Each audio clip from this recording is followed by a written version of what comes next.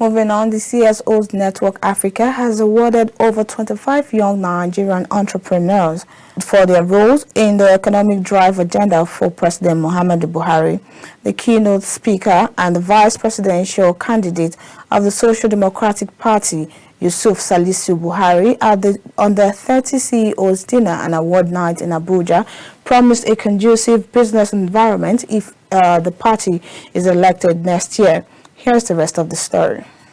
It was a gathering of young entrepreneurs drawn from across the continent in the Federal Capital Territory for the Under 30 CEOs Dinner and Award Night.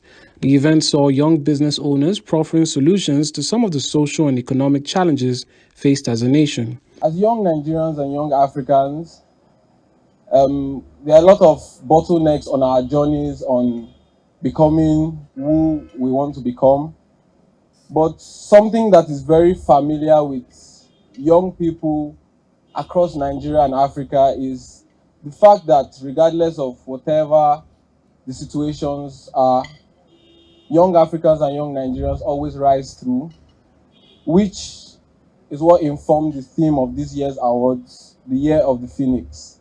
Well, Nigeria's business environment is actually to be hostile, but I think that is some sort of training for us because it is launching us into the bigger world where we are supposed to expect more hostile environments. And because we're actually doing so well here, we're able to replicate these results even easier outside the country. The business environment, I feel, is a bit tough. I mean, on everyone.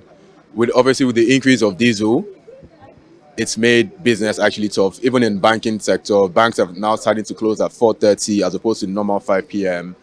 Me as a real estate firm, facility management wise, the diesel cost has gone up from 210 from last year to 810.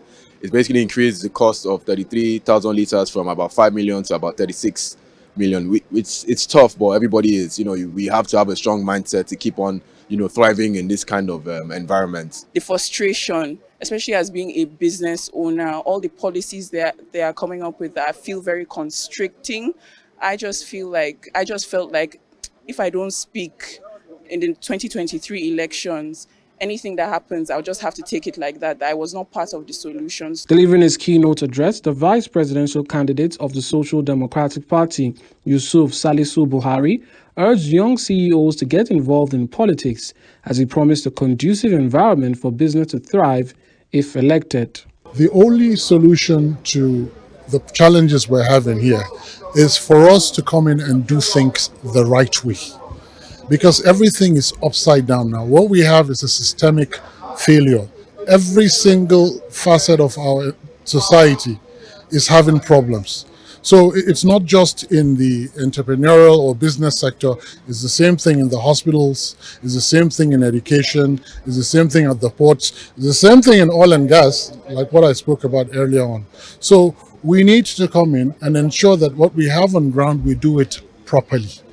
The founder CEOs Network Africa, Ali Bob Sinwan, says the network has awarded 25 young entrepreneurs out of over 6,000 nominations to encourage them to do more. For us here, what we do is try to showcase what young people are doing, spotlight them to the world, create opportunities for them and give them a platform basically. There are a lot of economic policies that have affected a lot of young people, the FX policies, the neglecting of young people in politics and governance, and other we saw recently with the crypto ban, when crypto was creating a means of livelihood for a lot of young people, that as well, although that has had a bad clash.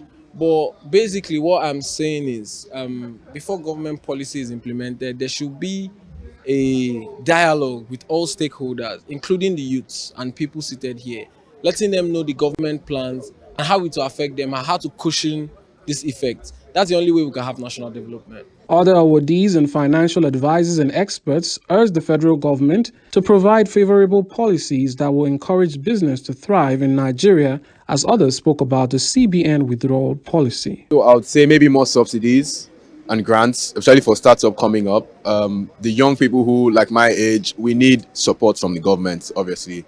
I definitely think that the Nigerian government can come up with policies that can make the business environment more favorable for young people. I really don't feel that encouraged.